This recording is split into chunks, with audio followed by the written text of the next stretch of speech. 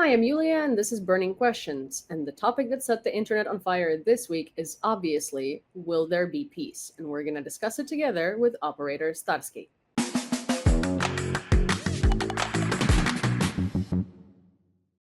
You can introduce yourself. Hello, my friends. I'm Operator Starsky. I'm a Ukrainian veteran and observer on the UATV Ukrainian channel. Also has his own channel and does a lot of commentary in terms of politics and military action in Ukraine. So if you don't follow that, please do check it out. It's called Operator Starsky. So today, I guess we're going to talk about the elephant in the room, though I guess Putin is more of like a mouse if we talk about his size compared to Trump and everything else. But there was the Alaska fiasco, then there was the White House meeting, and to be fair, in my personal, very humble opinion, I think the White House meeting was not nearly as bad as I expected it to be. Like I expected it to be a lot worse. It was so many pleasantries. The golf club was definitely very. It was a very designed little gift that Trump couldn't get over for days, and it seemed to have gone a lot sort of like better than anyone expected until now that actually, this haze of like a great meeting is passing through and the reality is setting in. So the US came out today and said that they're actually not going to be taking active measures in the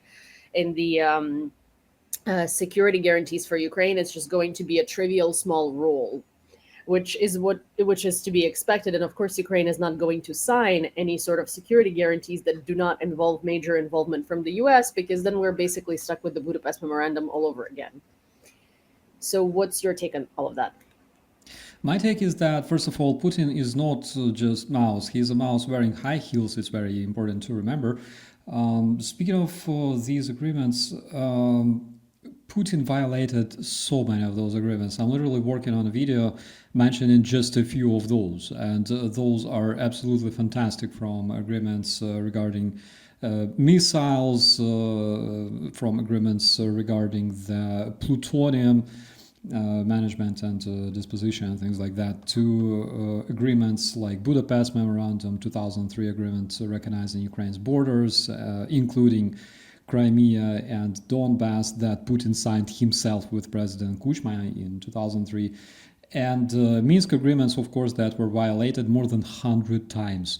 So there are rumors that were spread by different media that Putin is basically prepared to even sign an agreement that will say that Russia will never attack Ukraine anymore if Ukraine agrees, to fulfill the Russian demands.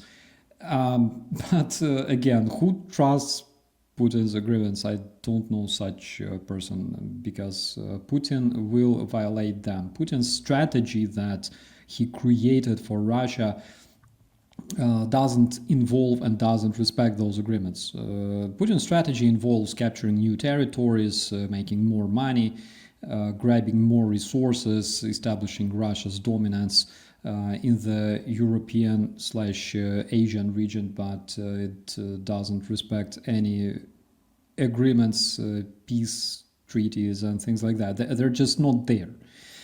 And the worst thing about all this is that we can see that Trump immediately changed his rhetorics from I just want peace, all right, I just want you both to stop shooting, which is a great idea. Come on, Ukrainians support this. Let's just stop shooting. Let Russians stop shooting, and we will stop shooting, and then we will be deciding, talking, in peace.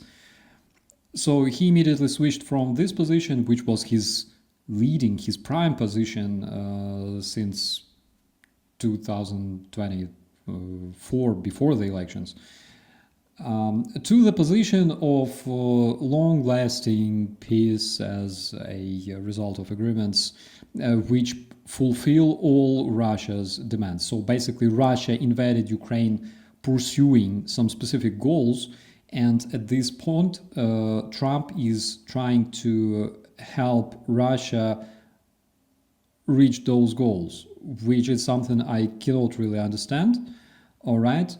But probably it's because President Trump still doesn't have a clear understanding of Russia's illegal nature of Russia's invasion of Ukraine.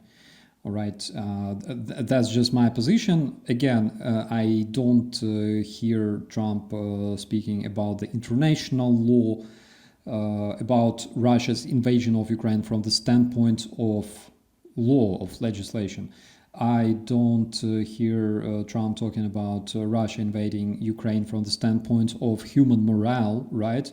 Because generally, when we judge things, right, we judge those things based on some of those two positions. We have two positions: the standpoint of law, how legal is it, how justified this is from the standpoint of law, and how much justified it is from the standpoint of morality, literally wearing uniform, taking weapons and going to a different country and killing people there, how morally justified it is. And of course, from both perspectives, this war is not justified and cannot be justified. And even a lot of people in the United States, even those who, like passively support Russian terrorism, speaking that Ukraine needs peace, otherwise Ukraine just dies.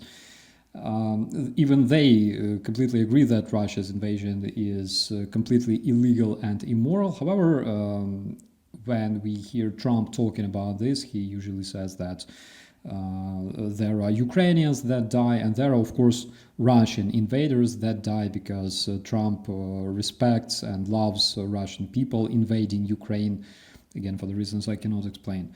But I am not a negotiator. Probably it's like just his way to negotiate. I don't know. What I know is that I don't believe that Putin will follow any agreement he will sign, because we know that this is the way Russia works. You cannot convince Putin not to be Putin, basically, right? This is how Russia works. They work by violating those agreements. And speaking of America's position on the war in Ukraine, again, Ukraine is a country that suffered an illegal Russian invasion, and of course, Ukraine suffered this invasion for the only reason because Ukraine was not a member of NATO. If Ukraine was a member of NATO, of course, that would never happen, at least not in this decade, right? And Ukraine requires security guarantees not only from our allies, but specifically from those allies that Ukraine was signing the Budapest Memorandum with.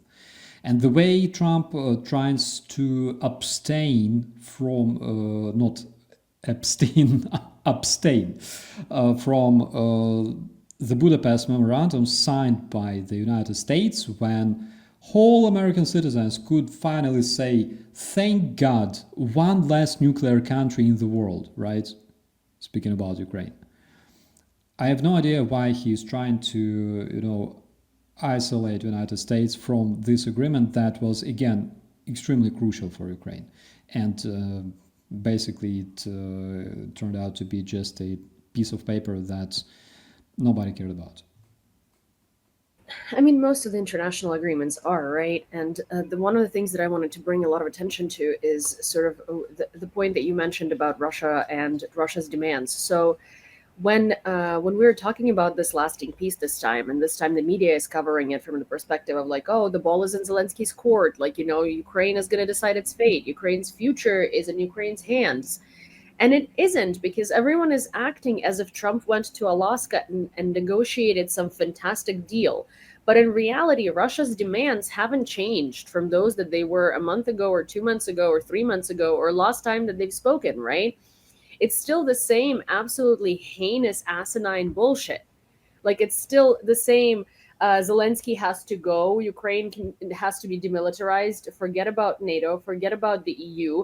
Russian language needs to be official. Russian churches need to come back to Ukraine, which those are like just basically Russia spy organizations that not only spy on people but also recruit them into this concept of the Russian world and brainwash them, right? So all of these demands are completely insane. The only thing that we have seen and we have like, I guess it's only a rumor because we haven't seen Putin's demands in full before, is that he dropped the idea of forbidding Ukrainians in Ukraine to learn Ukrainian, which is just asinine to begin with.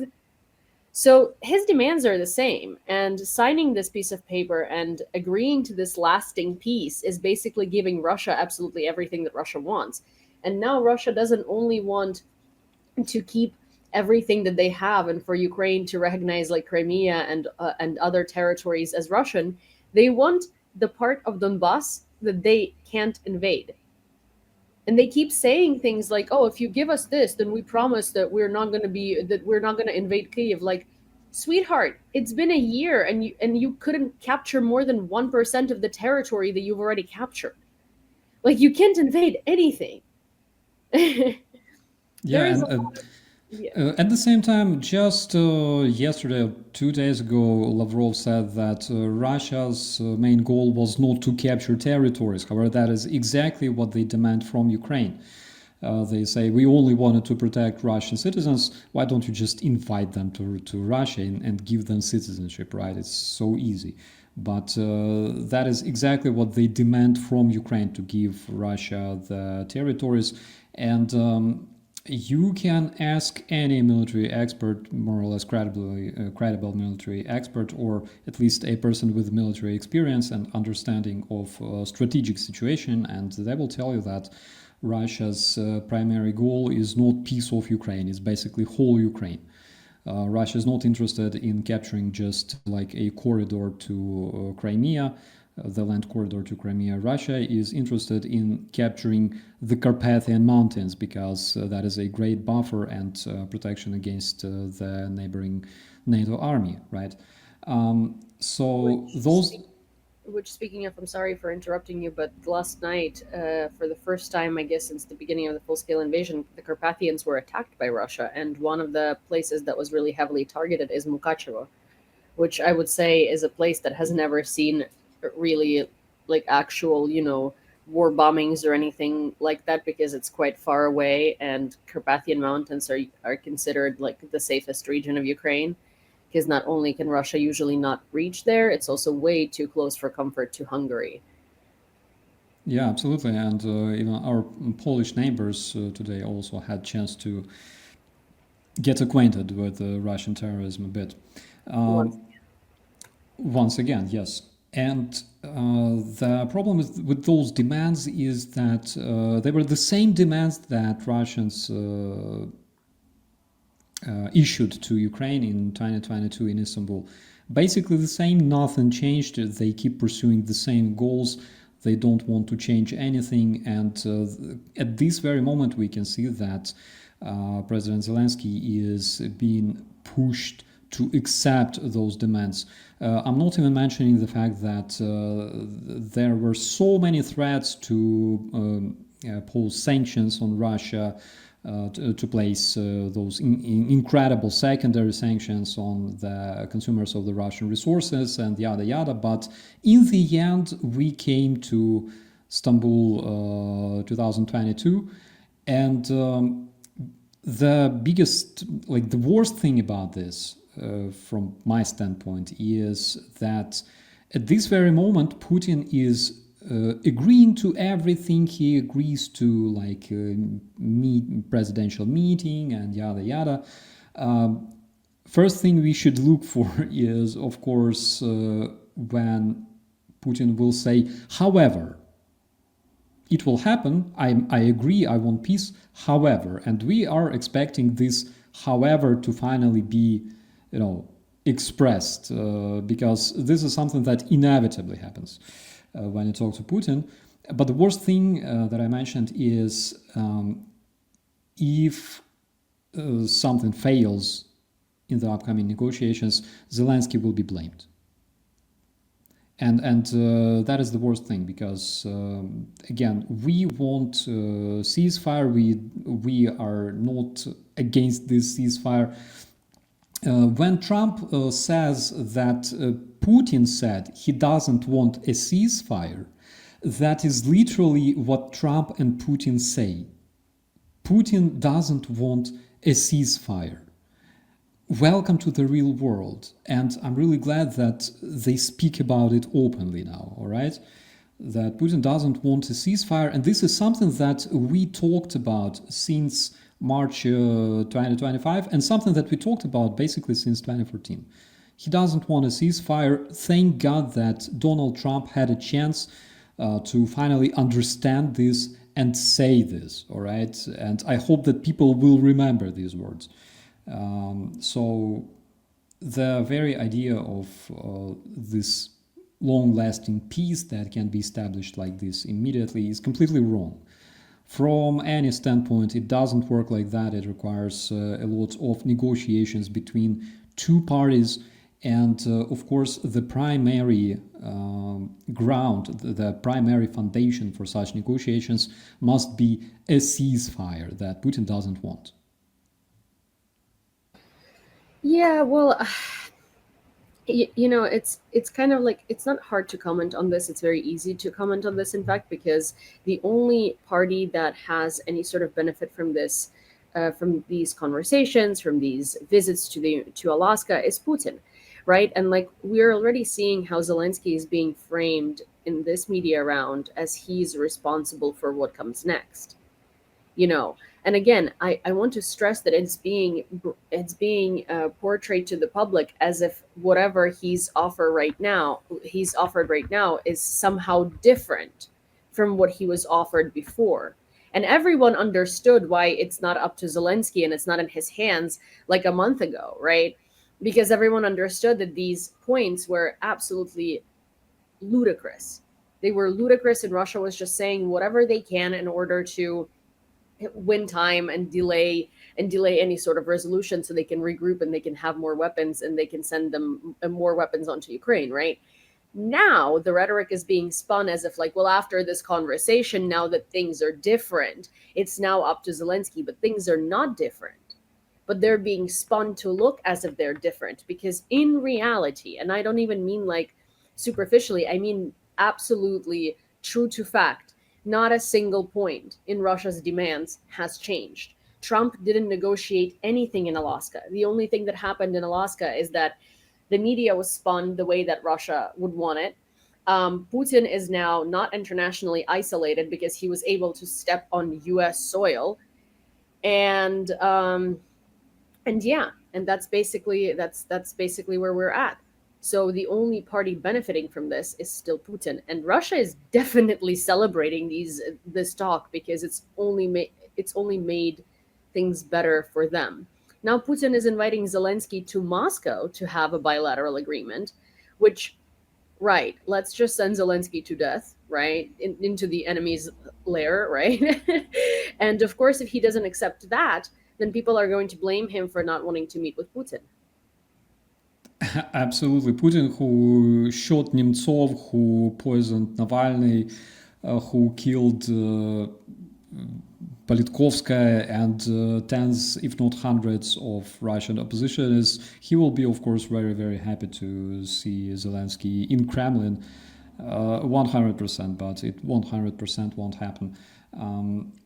I believe that not only it is beneficial for Putin. I think Trump basically organized that meeting with Putin because he wanted to satisfy his ego, of course, because he looks at Putin as I will not be afraid to say this word, as an example, right, as his role model, because he considers Putin a very good and efficient manager and good president for his people, despite the fact he runs Russia for like 3 decades almost. But he looks at Putin with respect, you know. So this meeting was not organized because Trump cares about Ukraine or even Russia. This meeting was organized because Trump cares about Trump. Trump needed this. He wanted to see finally, you know, some of the recognized dictators and shake their hand. Again, not because I hate Trump. I really don't care, right? It was, choice of American people, which I completely respect. I just say what I see, and this is what I see. Any other civilized person who condemns Russian invasion of Ukraine would immediately arrest Putin if he stepped on their soil. I give 100% that if Putin landed in any European country, especially countries that recognize authority of the International Crime Court, besides South Africa, of course, that's a bit different story, but I believe that he would be arrested because people in Europe generally recognize authority of the law. I myself, the only dictatorship I recognize is the dictatorship of law. It's something that must exist in every country where everyone is equal in front of the law, right? But from what we can see now, Trump lacks understanding that this war is illegal. He lacks understanding of this. He looks at it as if Putin and Zelensky are fighting between each other like two teenagers in the backyard, which is completely wrong. It's a completely wrong position. Zelensky didn't choose to get invaded. Ukrainians didn't choose to get invaded. It wasn't our choice. We didn't expect this to happen. We didn't want this to happen, and we didn't do anything, literally, for this to happen. And whatever we did, that would happen anyways.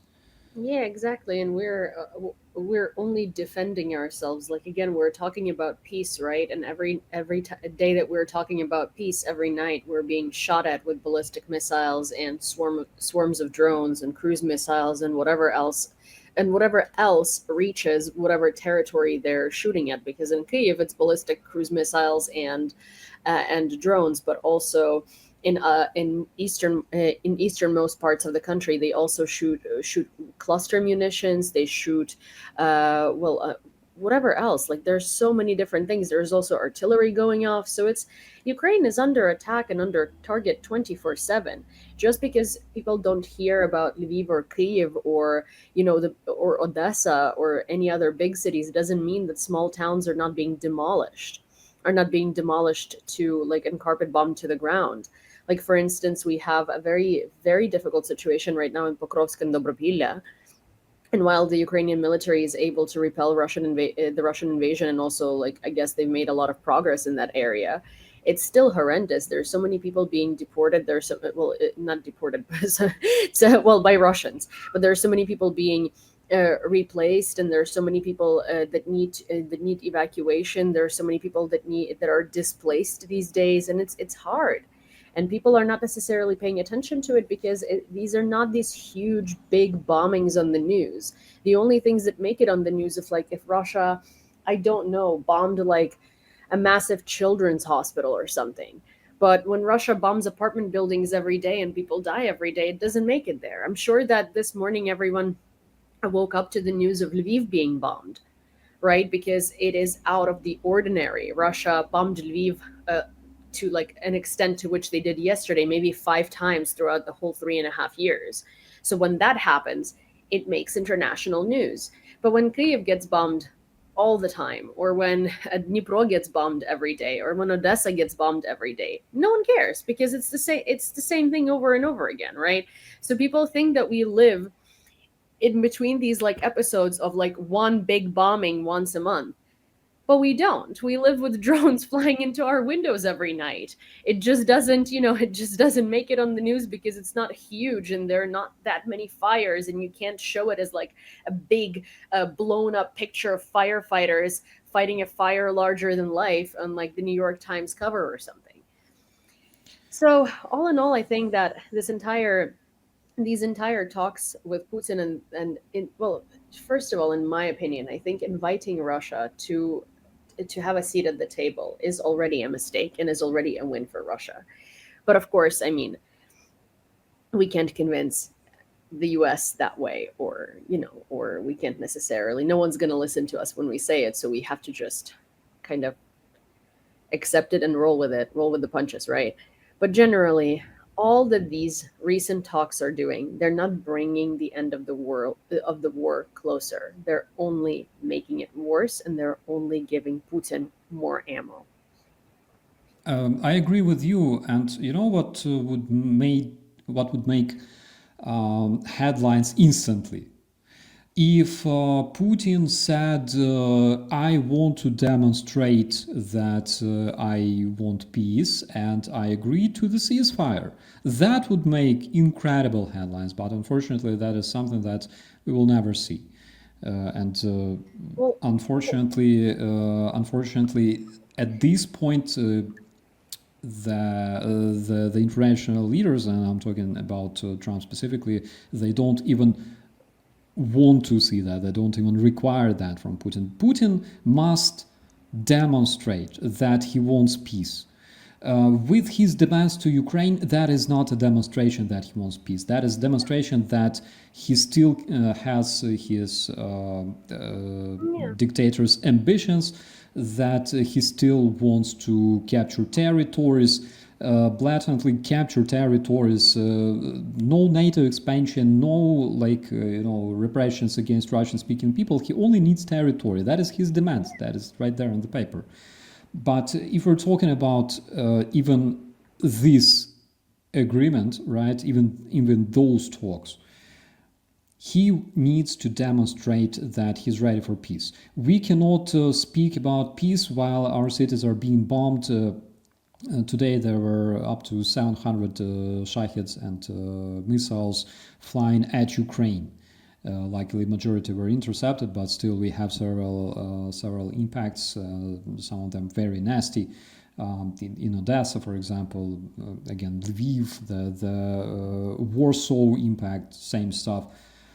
He needs to demonstrate that he's ready for peace, but it's not in his strategy. He doesn't want it, and it's something that was absolutely obvious. We talked about it since March this year, and we still keep talking about it, that Putin doesn't need peace because he wants war. He didn't invade Ukraine because he wanted peace. Yeah, exactly. He invaded Ukraine because he wanted war. He invaded Ukraine because he wanted Ukraine. And that's not going to change. But you talked about headlines. What I think would make a headline if Trump arrested Putin as to the ICC warrant, but instead he just gave him a carte blanche to travel, basically. So, yeah, I think to sum all of this up is that if you're a viewer and you have hope for these peace talks or for like political resolutions, don't. Just keep insisting that the world actually supports Ukraine to end Russia, not supports Russia in tying down Ukraine so Ukraine can succumb to all of the ridiculous demands that Russia puts out there. Because, and I think it's such a cliche thing to say, but it's the good versus evil, right? If you let evil win, and it's like the thing is, the world has all of the capacity to not let the evil win and to defeat it. But if you just let it win because you're lazy, you're setting a very, very dangerous precedent for how the rest of the time is going to go and how the rest of conflicts are ever going to be resolved. I agree on that. Our viewers must understand one simple fact. No peaceful negotiations will convince Putin to stop being Putin, to stop being what he is. And the only thing that literally proved to be able to stop Russian terrorism is basically armed forces of Ukraine. And this is the force that nowadays requires our support from the people from around the world who support Ukraine and support Ukrainian defenders. This is the force that can literally stop the war. And to win, they need our support today. Well, I hope this conversation at least gave you some food for thought and you enjoyed it. And if you did, please don't forget to share this video with your friends, give it a like, subscribe to this channel, and turn on all of your notifications. And of course, please let me know what you think about everything we've talked about down below in the comments, and I will read it and I will try to respond to it. Till next time.